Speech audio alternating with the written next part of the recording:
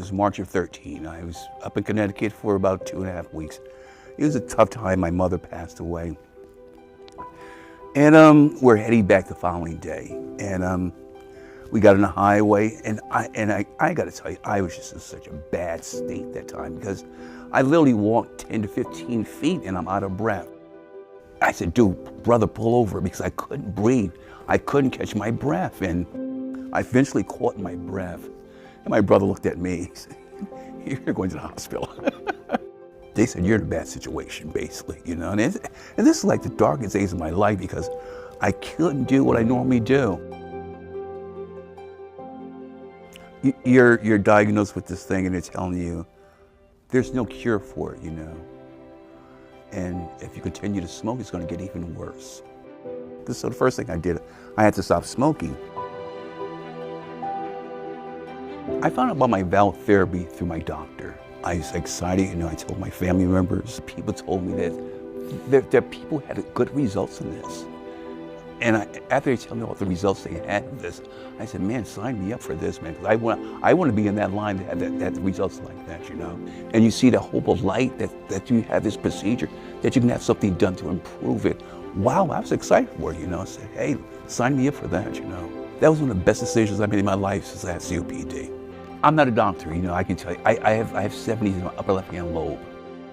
But the biggest thing I can tell you is I did a procedure. I can walk further, I can walk up the stairs, and I'm not out of breath so frequently.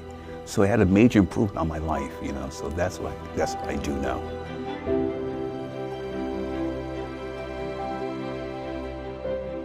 And I think it was maybe, I don't know, 3 or 4 days. I have a store, it's like a block away. And I walked to that store and I didn't stop. But I want you to understand, there's times when I walk to that corner store and I stop 2 or 3 times just to get to that corner. And so this is like, I'm like maybe 5 to 7 days out of the hospital. And I walked all the way to the corner and didn't stop. And see, this corner is like a little hill too. And so that was like, wow.